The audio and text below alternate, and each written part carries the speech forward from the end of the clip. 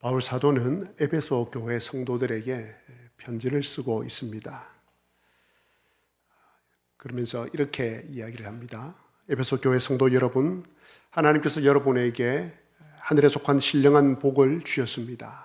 그 신령한 복이란 하나님께서 여러분을 창세전에 택하여 주신 것이며 하나님의 기쁘신 대로 하나님의 기쁘신 뜻대로 예정하여 주신 것이며 예수 그리스도의 피로 말미암아 죄의 사함을 받게 하신 것이며 성령으로 인치신 것입니다 라고 이야기를 해줍니다. 이 편지의 내용을 읽은 에베소 교회 성도들은 자신들에게 주어진 하늘에 속한 신령한 복이 무엇인지 깨달았을 것입니다. 또 하나님께서 얼마나 놀라운 사랑과 은혜와 능력으로 자신들을 구원하셨는지도 알게 되었을 것입니다. 그리고 그 결과 자신들이 하나님의 영광의 찬송이 되어야 한다는 것도 깨달았을 것입니다.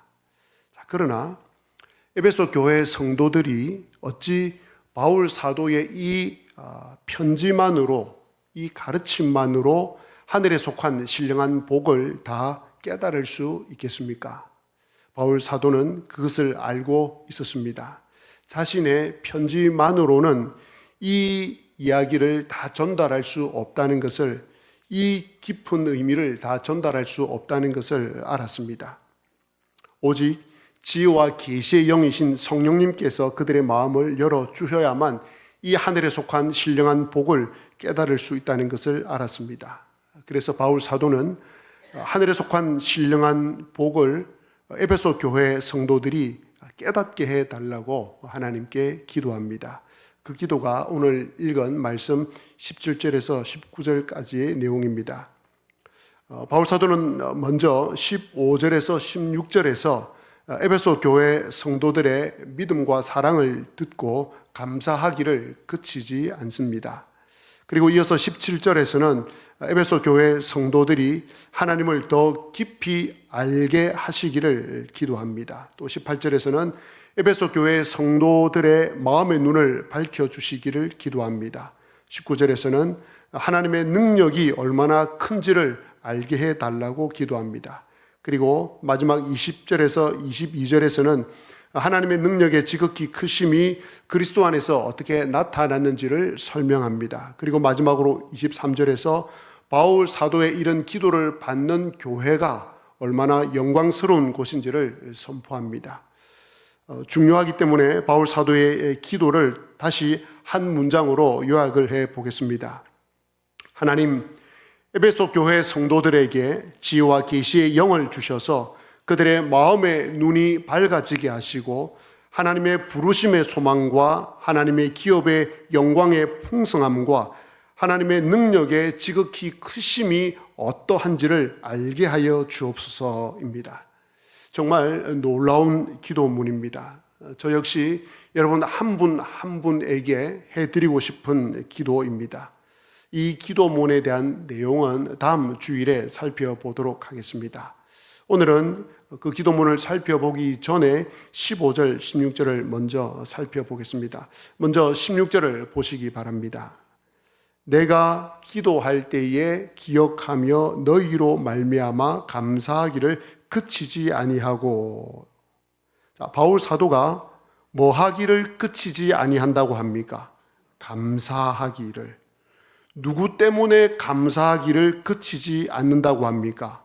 너희로 말미암아. 그럼 여기에 나오는 너희가 누구입니까? 에베소 교회 성도들입니다. 자, 그렇다면 바울 사도가 왜 에베소 교회 성도들로 말미암아 감사하기를 그치지 않을까요? 그들을 바라보면서 감사하기를 그치지 않는다는 것은 에베소 교회 성도들에게 뭔가 대단한 것이 있다는 것이지 않겠습니까? 그것이 무엇이겠습니까? 에베소 교회 성도들의 믿음과 사랑입니다. 15절을 다시 한번 보시기 바랍니다. 이로 말미암아 주 예수 안에서 너희 믿음과 모든 성도를 향한 사랑을 나도 듣고 감사하기를 그치지 않는다라고 이야기합니다. 자, 그렇다면 에베소 교회 성도들에게 있는 이 믿음과 사랑이 어떠했길래 바울 사도가 감사하기를 그치지 않을까요? 다시 15절을 주목해 보시기 바랍니다. 바울 사도가 단순히 너희 믿음과 라고 말하지 않습니다. 앞에 뭔가 하나를 덧붙입니다. 그것이 무엇입니까? 주 예수 안에서입니다. 주 예수 안에서 너희 믿음과입니다. 이것이 바울 사도가 에베소 교회 성도들을 보면서 감사하기를 그치지 않는 이유입니다. 자, 그렇다면 주 예수 안에서 너희 믿음이라고 할 때 이것이 무슨 뜻입니까? 예수님을 주인으로 고백하는 믿음입니다. 주 예수 안에 있는 믿음이라는 것은 주인이신 예수님 안에 머물러 있는 믿음입니다. 에베소 교회 성도들은 예수님을 주인으로 고백하는 믿음이 있었습니다. 에베소 교회 성도들의 믿음은 주인 되시는 예수님 안에 머물러 있는 믿음이었습니다. 그래서 바울 사도는 자신의 기도 중에 그들을 기억하며 그들로 말미암아 감사하기를 그치지 않았던 것입니다. 자, 그렇다면 여러분에게 믿음이 있습니까? 여러분에게 있는 믿음은 어떤 믿음입니까? 그냥 믿자라고 하는 믿음입니까? 아니면 나는 그리스도인입니다 라고 말만 하는 믿음입니까? 여러분에게 있는 믿음이 진짜 믿음이라는 것을 무엇으로 증명해 보일 수 있겠습니까? 오늘 말씀을 한번 보시기 바랍니다. 믿음은 추상적인 것이 아닙니다. 믿음은 실체가 있습니다. 겉으로 드러나는 내용물이 있습니다. 그것이 무엇입니까? 주 예수 안에서의 믿음이어야 합니다. 예수님을 주인으로 고백하는 믿음이어야 합니다. 주인이신 예수님 안에 머물러 있는 믿음이어야 합니다. 이처럼 주 예수 안에 있는 믿음, 예수님을 주인으로 고백하는 믿음, 그것이 참 믿음이요 바른 믿음입니다. 바울 사도가 에베소 교회 성도들이 주 예수 안에 서의 이 믿음이 있음을 듣고 하나님께 감사하기를 그치지 않는 이유가 무엇일까요? 그것은 바로 이 믿음이 구원받는 믿음, 구원 얻기에 합당한 믿음이기 때문입니다. 여러분, 구원받는 믿음에 대해서 말할 때 행동이나 행실을 우선적으로 생각하면 안 됩니다. 여러분 주위에 그리스도인이 아니면서도 사랑과 자비가 풍부한 사람들이 많습니다. 또 매우 착하고 도덕적인 사람들도 많습니다. 사람들은 그런 사람들이 죽으면 천국에 갔을 것이라고 말합니다. 교회에 다니지는 않았지만 그리스도인은 아니었지만 정말 선하고 의로운 일을 많이 했기에 그런 사람은 천국에 갔을 것이라고 말합니다. 그러나 그런 것들이 그리스도인임을 결정짓는 것이 아닙니다. 또 어떤 사람은 말하기를 자신은 교회는 나가지 않지만 하나님을 믿고 있다고 말합니다. 마음으로 믿고 있다고 말합니다. 자, 이런 식으로 하나님을 믿는다고 하면 그 믿음은 구원받기에 합당한 믿음일까요? 그렇지 않습니다. 오늘 하나님께서 들려주시는 말씀을 자세히 보시기 바랍니다. 구원받기에 합당한 믿음은 주 예수 안에 있는 믿음이어야 합니다. 예수님을 주인으로 고백하는 믿음이어야 합니다. 그러므로 진정한 그리스도인은 자신의 삶과 생각과 인격과 성품 중심에 예수님을 주인으로 모시고 살아가는 삶의 흔적이 있어야 되고 그런 사람이 되어야 됩니다. 골로새서 2장 6절에서 7절이 이것을 아주 선명하게 가르쳐주고 있습니다. 골로새서 2장 6절과 7절 말씀을 제가 읽겠습니다. 그러므로 너희가 그리스도 예수를 뭐로 받았으니? 주로 받았으니, 주인으로 받았으니 그 안에서 행하되, 주인 되시는 주님 안에서 행하고 살아가되 그 안에서 뿌리를 박으며 세움을 받아 교훈을 받은 대로 믿음에 굳게 서서 감사함을 넘치게 하라라고 말씀합니다. 자, 그렇다면 여러분 한번 테스트해 보시기 바랍니다. 여러분의 가족이나 친구나 친척이나 이웃 가운데 교회에 나오지 않지만 하나님을 믿는다고 말하는 사람에게 한번 물어보시기 바랍니다. 당신의 인생의 주인은 하나님이십니까? 당신의 모든 삶과 생각의 중심에 예수님이 주인으로 계십니까? 라고 말입니다. 교회 안에 보면 정말 저분이 예수님을 믿는 사람이 맞을까? 예수님을 믿는다고 하면서 어떻게 저렇게 계속 말하고 행동할 수 있을까? 라고 의심이 가는 사람이 있습니다. 왜 그런 생각이 듭니까? 예수님을 주인으로 모시고 있는 사람은 계속해서 반복적으로 그렇게 말하고 그렇게 행동하지 않기 때문입니다. 주 예수 안에 있는 믿음을 가지고 있는 성도는 예수님을 주인으로 또 예수님을 주인으로 고백하는 믿음을 가지고 있는 성도는 자신의 주인이 하나님이기에 삶의 태도와 방향, 인격과 성품이 세상 사람과 다릅니다. 어떻게 다릅니까? 주인 되시는 그 하나님의 선하시고 온전하시고 기뻐하시는 뜻이 무엇인지를 물어보고 주인께 물어보고 그렇게 살아가려고 합니다. 삶의 방향이 늘 그쪽을 향해 있습니다. 또 예수님이 자신의 주인이기 때문에 주인 되시는 예수님께 자신의 삶의 모든 것을 맡깁니다. 자녀의 진학 문제, 돈을 버는 문제, 돈을 버는 방식, 사람과의 관계, 이 모든 것을 주인이신 하나님께 여쭈어 봅니다. 그렇게 될 수밖에 없습니다. 주인이 하나님이기 때문에 그렇습니다. 종과 주인의 관계를 여러분들은 드라마를 통해서 잘 아실 것입니다. 종이 주인 없이, 주인의 명령 없이 함부로 자기 마음대로 하는 일은 없습니다. 언제나 주인이 시켜야지 하고 시키는 일만 합니다. 또 주인에게 물어보고 합니다. 마찬가지로 예수 그리스도를 믿는 믿음이라고 할 때 그것은 예수님을 주인으로 믿는 믿음을 말합니다. 그렇다면 오늘 말씀에 근거해서 여러분이 갖고 계시는, 여러분이 고백하는 예수님을 믿는다고 하시는 그 믿음의 실체를 한번 점검해 보시기를 바랍니다.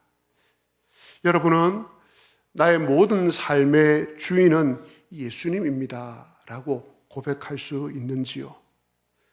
정말 내 삶에 예수님이 주인 되어 있습니다 라고 이야기할 수 있는 그 삶의 흔적들이 있는지요? 제가 볼 때 여러분 가운데 거의 대부분은 예수님을 주인으로 모시고 살아가는 분들입니다. 정말 예수님을 주인으로 모시고 살아가는 삶이 더 깊고 넓고 풍성해질 때, 내 모든 삶의 하나하나를 주인 되신 예수님에게 맡기고 물어보고 의지하며 살아갈 때 예수님께서 우리에게 허락하신 풍성한 삶을 누릴 수 있습니다. 바로 없기는 저와 여러분과 우리 교회 모든 성도님들이 주 예수 안에 있는 믿음, 예수님을 주인으로 고백하는 믿음을 가지고 그 고백대로 살아가게 되시기를 주님의 이름으로 기원합니다. 자, 그 다음으로 바울 사도가 에베소 교회 성도들로 인해서 감사하기를 그치지 않는 이유가 또 하나 있습니다. 그것이 무엇입니까? 15절을 다시 보시기 바랍니다. 이로 말미암아 주 예수 안에서 너희 믿음과 모든 성도를 향한 사랑을 나도 듣고. 자, 바울 사도가 에베소 교회 성도들로 인해서 감사하기를 그치지 않는 이유가 무엇입니까? 모든 성도를 향한 사랑을 나도 듣고 감사하기를 그치지 않는다라고 이야기합니다. 모든 성도를 향한 사랑, 여러분 대단하지 않습니까? 에베소 교회 성도들이 서로를 향한, 모든 성도를 향한 사랑은 바울 사도가 하나님께 감사하기를 그치지 않을 정도의 수준이었습니다. 그 정도로 에베소 교회 성도들은 모든 성도를 향한 사랑을 실천하고 있었습니다. 에베소 교회 성도들은 아는 사람만, 친한 사람만, 같은 지역 사람만, 내가 좋아하는 사람만 사랑한 것이 아닙니다. 모든 성도를 사랑했습니다. 똑똑한 사람만, 부유한 사람만, 유쾌한 사람만 사랑한 것이 아닙니다. 모든 성도를 사랑했습니다. 그러면 어떻게 해서 에베소 교회 성도들은 모든 성도를 향한 사랑을 실천할 수 있었겠습니까? 그것은 내 옆에 있는 성도가 그리스도인이기 때문입니다. 내 옆에 있는 성도가 다름 아닌 하나님의 자녀이기 때문에 그렇습니다. 내 옆에 있는 성도가 그리스도 안에서 한 형제요, 한 자매된 사람이기 때문에 그렇습니다. 이처럼 그 사람의 마음속에 성령님이 임하면, 진리의 성령이 임하면, 예수님이 주인이 되면 서로 뜨겁게 사랑합니다. 자신의 의지가 아니라 내 안에 계신 성령님으로 인하여서, 주인 되시는 주님으로 인하여서 모든 사람을 사랑하게 됩니다. 베드로전서 1장 22절에서 베드로 사도는 이렇게 말씀합니다. 너희가 진리를 순종함으로 너희 영혼을 깨끗하게 하여 거짓이 없이 형제를 사랑하기에 이르렀으니 마음으로 뜨겁게 서로 사랑하라. 진리를 순종함으로, 진리가 그 안에 있고 그 진리 되신 주님을 주인으로 삼고 살아가기에 그들은 거짓이 없이 형제를 사랑했습니다. 그런 모습을 보고 베드로 사도는 이 서신을 보내면서 너희들이 마음으로 뜨겁게 서로 사랑하라 라고 합니다. 사람은 본질상 서로를 미워하겠습니까? 좋아하겠습니까? 미워합니다. 그게 사람의 본성입니다.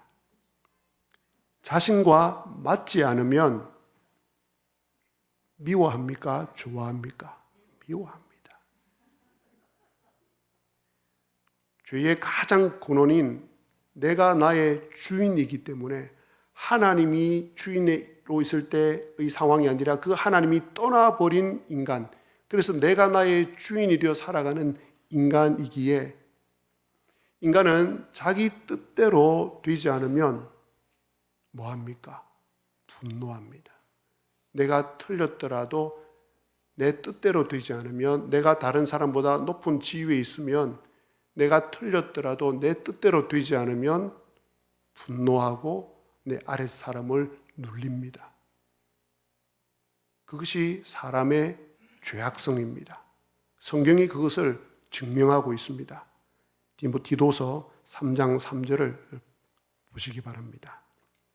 우리도 전에는 어리석은 자요, 순종하지 아니한 자요, 속은 자요, 여러 가지 정욕과 행락의 종노릇한 자요, 악독과 투기를 일삼은 자요, 가증스러운 자요, 피차 미워한 자였으나. 이것이 우리의 본성입니다. 죄성을 가지고 있는 본성입니다.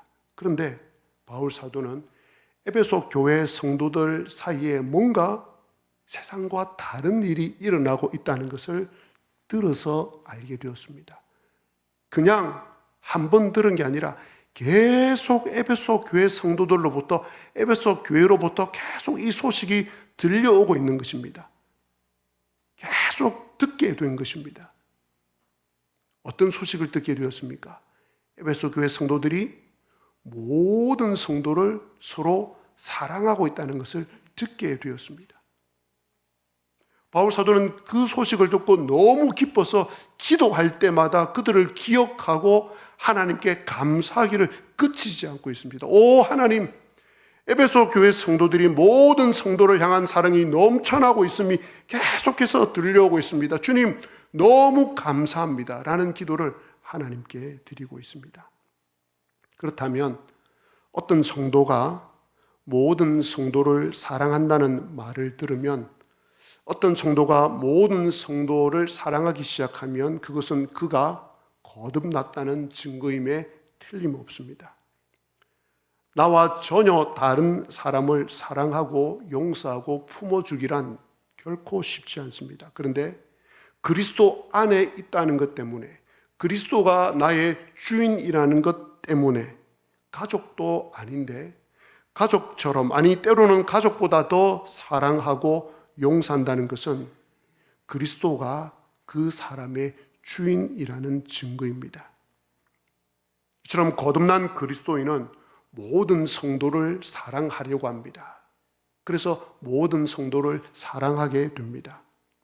왜냐하면 그 옆에 있는 성도를 서로 바라볼 때 그들 모두가 본향을 향해 함께 걸어가고 있음을 알기 때문입니다. 모두가 천국을 향해 걸어가는 영적 가족임을 알기 때문입니다. 모두가 한 아버지를 모시고 있는 한 형제 자매임을 알기 때문입니다. 한 달 좀 더 지났나요? 저희 교회 새가족인 우리 박기용 성도님께서 주일 아침에 전화를 제게 했습니다. 배가 너무 아파서 교회를 못 가겠다고 했습니다. 제가 들어보니까 집에 계셔서는 안 될 것 같아서 제가 박기용 성도님 집 바로 밑에 사무실을 갖고 있는 우리 권상열 집사님에게 말씀을 드려서 한번 좀 가보시라고, 그리고 제가 이제 주일 설교를 마치고 다시 이제 권 집사님에게 연락을 했습니다. 우리 박기용 성도님께서 우리 권 집사님이 차로 모시고 대구병원에 갔습니다. 갔더니 상황이 위급 상황이었습니다. 병원에서 빨리 부산으로 가라고 이야기를 했습니다. 그래서 권 집사님이 다시 앰뷸런스에 우리 박기용 성도님을 태우고 같이 부산으로 이동을 했습니다. 그래서 부산에 있는 병원에 가서 모든 수술 절차를 밟는데 보호자가 있어야 된다고 병원 측에서 이야기를 했습니다. 그래서 이제 보호자를 또 전화를 하고 하는 가운데 이게 잘 연결로 되지 않고, 그래서 본인이 보호자를 하겠다고 해서 사인을 하고 했습니다. 그리고 박기영 성도님을 이제 병실에 맡기고 이제 본인은 저녁에 버스로 집으로 이렇게 내려왔습니다. 그리고 박기영 성도님은 그날 그 병원에서 치료를 받고 완쾌되어서 또 퇴원을 하셔서 지금 아주 건강한 모습으로 주일 예배에 잘 참석하고 있습니다.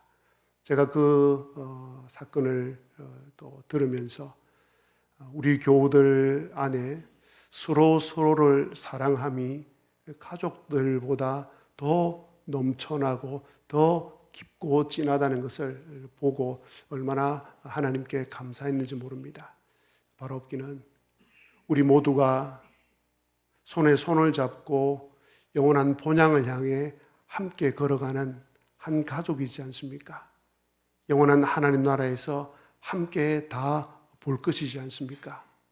그러기에 이 땅을 살아가는 동안 힘들고 어렵고 고통이 있는 이 땅 위에서 우리 지세포교회 성도님들 모두가 서로를 향해서 모두에 대한 사랑이 넘쳐나서 이 사랑이 밖으로 흘러 넘쳐서 우리 하나님께서 영광을 받게 되시기를 주님의 이름으로 기원합니다.